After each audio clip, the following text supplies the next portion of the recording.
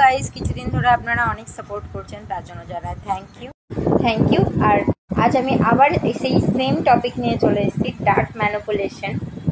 আজকাল রিলেশনশিপে dark manipulation বেশ বৃদ্ধি পেয়েছে।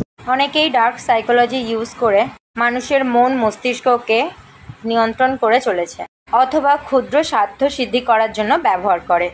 আজ আমি আপনাদের সাথে ক্ষুদ্র কিছু সাইন শেয়ার করব, যেগুলো যদি আপনাদের সাথে মিলে যায় তাহলে আপনারা বুঝে যাবেন কেউ আপনাদের ওপরে সেই ডার্ক ম্যানিপুলেশন ট্রিক অ্যাপ্লাই করছে।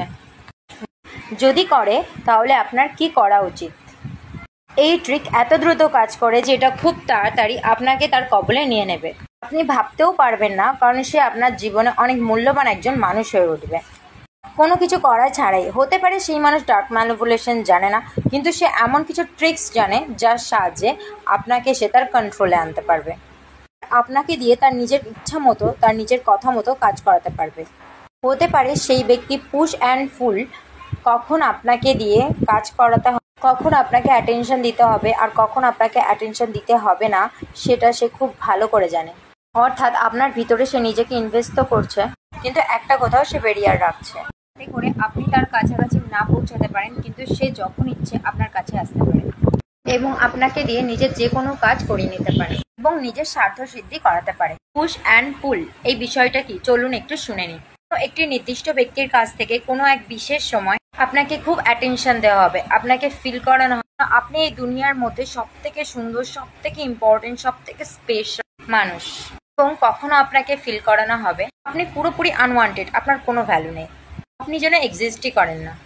যখন আপনার মনে হবে যে আপনি ভুল মানুষের পাল্লায় পড়েছেন, ভুল মানুষকে ভরসা করে ফেলেছেন, তখন হঠাৎ সাডেনলি কোথা থেকে ওই ব্যক্তি এসে উদয় হবেন এবং আপনাকে যেন একেবারে হ্যাভেনের মতো ফিল করাবে যে আপনার মতো তার জীবনে আর কেউ হতেই পারে না, আপনি ছাড়া দ্বিতীয় তাকে আর কারোর ভালো লাগে, তার লাইফের সব থেকে স্পেশাল মানুষ, সব দিক থেকে একদম সেরা। হয়তো তার 1 ঘন্টা পরে আপনি কিছু করেননি, আপনি জানেন না কি করেছেন, কোনো ঝামেলা হয়নি, কোনো অশান্তি হয়নি, কোনো কিছুই না, কথা মতোই সব হচ্ছে, কিন্তু তারপরে সে আবার আপনার জীবন থেকে বিদায় নিচ্ছে, আপনাকে ইগনোর করছে।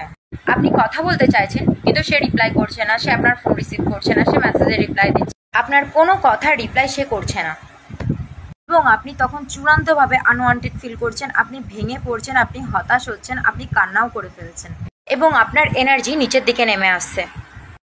এবং এর 1 সপ্তাহ 2 সপ্তাহ পরে আপনার যে মানসিক অবস্থা সেটা আস্তে আস্তে ঠিক হতে থাকছে, আপনি বেটার ফিল করছেন, আপনি সেই মানুষটা থেকে হয়তো নিজেকে একটু দূরে সরিয়ে নিয়ে আসছেন, আপনি ভাবছেন যে ঠিক আছে, নাও যা হয়েছে হয়েছে, এবার আমি আমার মতো করে একটু ব্যাস সে আবার সাডেনলি আপনার লাইফে এন্ট্রি করবে এবং আপনাকে সেই একই ফিল করাবে, আপনাকে ফিল করাবে সেম জিনিসগুলো, যে আপনি তার লাইফের সব থেকে ইম্পর্টেন্ট মানুষ, আপনাকে ছাড়া সে বাঁচবে না, আপনাকে ছাড়া তার 1 সেকেন্ডও চলে না, আপনাকে আবার সেই হ্যাভেনের মতো ফিল করাবে, তারপর হয়তো আপনাকে 1 সপ্তাহের জায়গায় 1 মাসের জন্য রেখে চলে যাবে, দেন আবার আপনার লাইফে এন্টার করবে।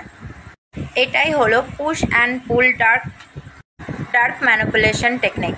ফ্রেন্ডস, এই ধরনের মানুষ আপনাকে পুরো গ্রাস করে নেবে, তার নিজের স্বার্থ সিদ্ধি করার জন্য আপনাকে দিনের পর দিন এইভাবে হার্ট করতে থাকবে, আপনার এনার্জি, আপনার নিজের ওপর কনফিডেন্স, সমস্ত কিছু এরা